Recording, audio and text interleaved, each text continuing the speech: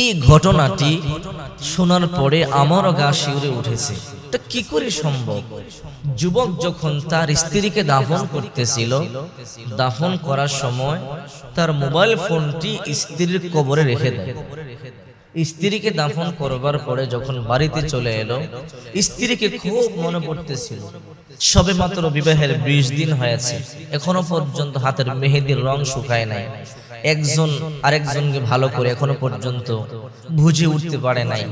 একজন আরেকজনকে এখনো পর্যন্ত ভালো করে চিনতে পারে নাই। এখনো পর্যন্ত ভালোভাবে ভালোবাসা আদান প্রদান হয় নাই।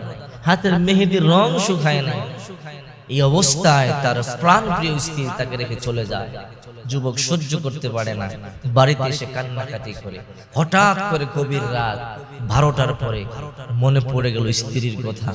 তাই হঠাৎ করে ভাবলো, আমার স্ত্রীর কবরে তো আমার মোবাইলটা রেখে এসেছি, একটা ফোন করে দেখি আমার স্ত্রী কবরে কেমন আছে। যদি আমার স্ত্রী আমার ফোনটা রিসিভ করে, তাহলে আমি আমার স্ত্রীর সাথে একটু কথা বলবো। শুনলে আশ্চর্য হবেন, যুবক যখন রাত 12টার পর টেলিফোন করেছে, হঠাৎ করে ফোন ওপার থেকে রিংটোন বেজে উঠেছে এবং রিসিভও করেছে। এবং রিসিভ করবার পরে এমন কিছু আওয়াজ শুনতে পেয়েছে, এমন কিছু বাতাসের আওয়াজ এবং এমন কিছু শব্দ শুনতে পেয়েছে। শুনবার পরে যুবক আশ্চর্য হয়েছে। সত্য একটি ঘটনা, পাকিস্তানের ঘটনা। যে যুবকের সাথে ঘটনা ঘটেছে তার নাম আদিল। এই ঘটনাটি উন্মোচন করতে পাকিস্তানের পুলিশ প্রশাসন, গোয়েন্দা বিভাগের এক শক্ত সময় লেগেছে। হয়তো আপনারা সোশ্যাল মিডিয়ার কল্যাণে অনেকেই জানতে পেরেছেন, শুনলে আশ্চর্য হবেন। এই জন্যই বলি, রাসূল করিম সাল্লাল্লাহু আলাইহি ওয়াসাল্লাম বলেন, আল কবরু রাউযাতুম মির রিয়াজিল জান্নাহ। কারো জন্য কবর জান্নাতের একটা টুকরা, জান্নাতের বাগান, আর কারো জন্য জাহান্নামের গর্ত হয়ে যায়। ওই যুবক চোখের পানিগুলো ছেড়ে ছেড়ে কান্না করে বলে, মিডিয়ার মাধ্যমে বলে, আমি আমার বিবিরে বড় ভালোবাসতাম, আমি আমার স্ত্রীকে বড় ভালোবাসতাম। সবে মাত্র বিবাহের 20 দিন হয়েছে, এখনো পর্যন্ত আমরা দুইজনে মেলামেশা পর্যন্ত করতে পারি নাই। আমি যখনই আমার স্ত্রীর কাছে মেলামেশা করবার জন্য যেতাম, সে অনেক লাজুক ছিল, সে রাজি হইতো না।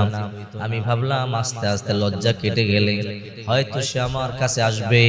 আমি তার অনেক ভালোবাসতাম, সেও আমার অনেক ভালোবাসতো। হঠাৎ করে আমি কাজের জন্য যখন দূরে চলে গেলাম, 20 দিন পরে হঠাৎ করে সংবাদ এলো, তোমার স্ত্রী দুনিয়া থেকে চলে গেল। এই সংবাদটা যখন আমি পেলাম, তখন আমি আর সহ্য করতে পারলাম না। মাত্র বিবাহ করলাম, 20 দিন হলো, এখনো পর্যন্ত ভালো করে পরিচয় হলো না।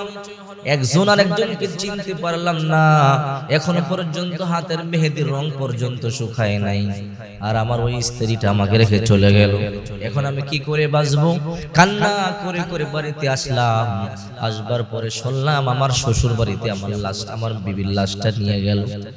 লাশটা গোসল করায়া খাটিয়ার মধ্যে শোয়া রাখছে। বলল, তাড়াতাড়ি করো, দাফন কার্যে দেরি করা যাবে না। আমি বললাম, ঠিক আছে, দাফন করে ফেলেন। যখন তাড়াহুড়া করতেছিল, আমার সন্দেহ হচ্ছিল, এত তাড়াহুড়া কেন করে? দেরি করাই যাবে না, দ্রুত লাশ দাফন করে দাও। যখন লাশটা দাফন করবে, আমি লাশটা নিয়ে যখন কবরে নামলাম লাশটা দাফন করবার জন্যে, তখন উপর থেকে আমার শ্বশুর, আমার শ্যালক, তারা বলতেছে, তাড়াতাড়ি উপরে ওঠো, এত লেট করতেছো কেন? তুমিও কি তোমার বিবির সাথে কবরে যাবে? এই ঘটনাটা শোনার পরে আমি নিজে আশ্চর্য হয়েছি। এরপরে যখন আমি আমার স্ত্রীকে দাফন করি, সবাই বলতেছে, তাড়াহুড়া করো, তাড়াহুড়া করো, দেরি করা যাবে না। তাড়াহুড়া করে লাশটা যখন দাফন করতেছিলাম, হঠাৎ করে আমার পকেট থেকে মোবাইলটা পড়ে যায়। আমার মোবাইলটা কবরে পড়ে যায়। লাশটা দাফন করলাম। দাফন করবার পরে একজন মুরব্বী বলতেছে, তাড়াতাড়ি বাড়িতে চলো, এখন আর দোয়া দরুদ পড়বার সময় নাই, বহু লেট হয়ে গেছে, তাড়াতাড়ি চলো, বাড়িতে চলে যেতে হবে। তারা যখন তাড়াহুড়া করতেছিল, আমার সন্দেহ হচ্ছিল, কেন এত তাড়াহুড়া করে? আমার স্ত্রী মারা গেলে একটু দোয়া করব, কবরের পাশে একটু কান্নাকাটি করব, কিন্তু তারা দিচ্ছে না। তারা বলল তাড়াতাড়ি তুমি বের হয়ে যাও। আমিও তাড়াতাড়ি বের হয়ে গেলাম। এমন কেন করতেছে? কিন্তু আমি তো তখন দুঃখিত, যেহেতু আমার চোখে পানি, আমার স্ত্রী হারানোর বেদনা অন্তরে, আমি এদের চালাকি বুঝতে পারি না। আমার স্ত্রীকে দাফন করবার পরে আমার মোবাইলটাও কবরের মধ্যে পড়ে গেল, তাও আমি বুঝতে পারি নাই। আমি তখন বাড়িতে চলে গেলাম, একটু দোয়া করতে দিল না। দাফনের পরে একটু দোয়া পর্যন্ত আমরা করতে পারলাম না, বাড়িতে চলে এলাম। আমার শ্বশুরালয়ে যারা আছে তাদের বাড়িতে চলে গেল, আমি আমার বাড়িতে চলে আসলাম। এসে তার কথা খুব মনে পড়তেছিল। আমি তার ঘরের মধ্যে স্মৃতিগুলো দেখতেছিলাম। আহারে, তুমি নেই, আমি এখন কি নিয়ে বাঁচবো? হঠাৎ করে মনের মধ্যে দুঃখ, তাকায় দেখি পকেটের মধ্যে মোবাইল নাই। তখন বুঝতে আর আমার বাকি নাই, নিশ্চয়ই মোবাইলটা কবরের মধ্যে পড়ে গেছে। রাত্রিবেলা আবার দৌড়াই আমি কবরস্থানে গেলাম। কবরস্থানে গিয়ে দেখি একজন পাহারাদার, যিনি কবর করেন। বললাম, চাচা একটু কবরটা খনন করতে চাই। কেন কবর খনন করবা? আল্লাহর বিধান কেন লঙ্ঘন করবা? আলমে বরজখে তোমার বিবি চলে গেল, এখন কবর খনন করা যাবে না। আর এই কথা তোমার শ্বশুরালয়ের লোকগুলো জানলে তোমাকে ছাড়বে না, সুতরাং তুমি এই কাজ করবে না, তুমি চলে যাও। চাচা, আমার মোবাইলটা কবরে রয়ে গেছে। কবরে মোবাইল রয়ে গেছে, তাতে কি হয়েছে? সাবধান, কবরের মধ্যে তোমাকে নামা যাবে না, এই কবর খনন করতে তোমাকে দেয়া যাবে না। যখন ওই মুরব্বী বারবার নিষেধ করলো, যুবকও চলে এলো। আর কি করব, যেহেতু মোবাইলটা কবরে রয়ে গেছে, থাক। বাড়িতে চলে এলো। এই সেই দোকানে গিয়ে নতুন একটা মোবাইল কিনে, একটা সিম কার্ড কিনে বাড়িতে আসলো। এসে আবার বিবির কথা মনে পড়তেছে।